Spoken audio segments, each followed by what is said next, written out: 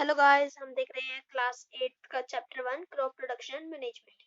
Previous videos में हमने discuss किया था कि बीज को उगाने से लेकर एक हमने सीड उगाया, उससे उगाने के लेकर उसकी कटाई तक की कैसे प्रोसेस होती है। लेकिन अब हमने फसल को काट लिया, अब उसको हमें स्टोर करना पड़ेगा, जिसमें हम अब इस टॉपिक के बारे में पढ़ेंगे।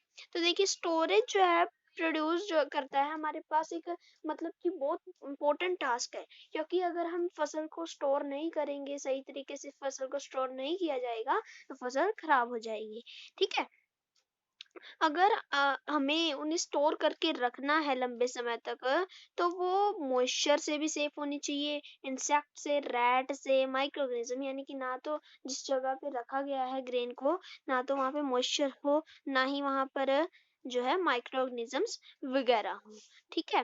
The fresh crop has more moisture, क्योंकि जो फ्रेश क्रॉप होती है उसमें बहुत ज्यादा मॉइस्चर होता है। It freshly harvested grains are stored without drawing.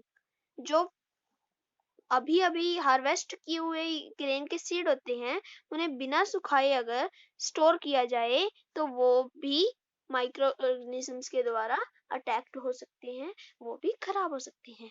इसलिए जरूरी है कि अगर हम ग्रेन्स को स्टोर कर रहे हैं तो उन्हें हम अच्छे से सुखा करके फिर उन्हें स्टोर करें। और जो जगह है जहाँ पर हम उसे रख रहे हैं, वहाँ पे कोई भी ऐसा फैक्टर ना हो, ना बायोटिक फैक्टर हो, ना एबायोटिक फैक्टर हो, जिससे कि हमारी फसल खराब हो। ठीक है। फार्मर्स जो हैं वो ग्रेन को जूट बैग्स या मेटेलिक बीन्स में, यानी कि या तो जूट के बैग में या मेटेलिक बीन्स जो होते हैं उनमें स्टोर करते हैं। लेकिन जो लार्ज स्केल स्टोरेज होती है ग्रेन की, वो सील्स और ग्रेंजेस में रखी जाती है, ताकि वहां पर चूहे ना आए, कोई भी इंसेक्ट ना आए, उनको बहुत ही सेफ तरीके से रखा जाता है। जो सूखी नीम की पत्तियां होती हैं, नीम का पेड़ होता है ना, जो उसकी सूखी पत्तियां होती हैं, उन्हें जो है ग्रेन्स के लिए घर पे सुखा करके, अगर हमने उन्हें ग्रेन को बहुत ज्यादा मात्रा में स्टोर करना है गोडाउन्स में, तो वहां पे उसे रखा जाता है, ताकि पेस्ट और माइक्रो ऑर्गेनिजम्स वहां पे बर्थ ना हो। हमारे स्टोरेज में इतना ही आता है फैक्टर जो है स्टोरेज का। लास्ट हमारा जो टॉपिक है इस चैप्टर का, वो है फूड फ्रॉम एनिमल्स। देखिए, जो ह्यूमन है ना, उसे फूड एनिमल्स से भी मिलता है, प्लांट से भी। प्लांट्स का तो अभी हमने पढ़ा, लेकिन अब लास्ट टॉपिक आता है कि एनिमल्स से हमें फूड कैसे मिलता है। देखिए, आपको पता है कि कुछ एनिमल्स एग देते हैं, तो कुछ मिल्क देते हैं, जो कि लोग खाते या पीते हैं। ठीक है। देखिए, आपने देखा होगा कि जो प्लांट्स हैं, प्लांट्स की तरह ही एनिमल्स भी फूड हमें देते हैं।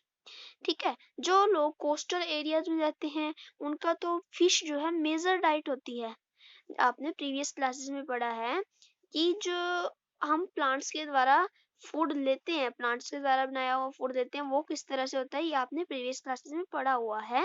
We have just seen that the process of crop production involves a number of step. आपने अभी अभी देखा कि जिस तरह से क्रॉप प्रोडक्शन करने में भी, क्रॉप उगाने में भी अलग अलग तरह के स्टेप्स होते हैं, जैसे कि selection of seed, sowing etcetera. इसी तरह से अगर हमने जानवर को पालना है घरों में या फार्म में, तो उनको भी प्रॉपर फूड देना होगा, प्रॉपर शेल्टर देना होगा, प्रॉपर रहने की जगह देनी होगी, और प्रॉपर केयर भी देनी पड़ेगी। बिना इसके जो है एनिमल सरवाइव नहीं कर सकते।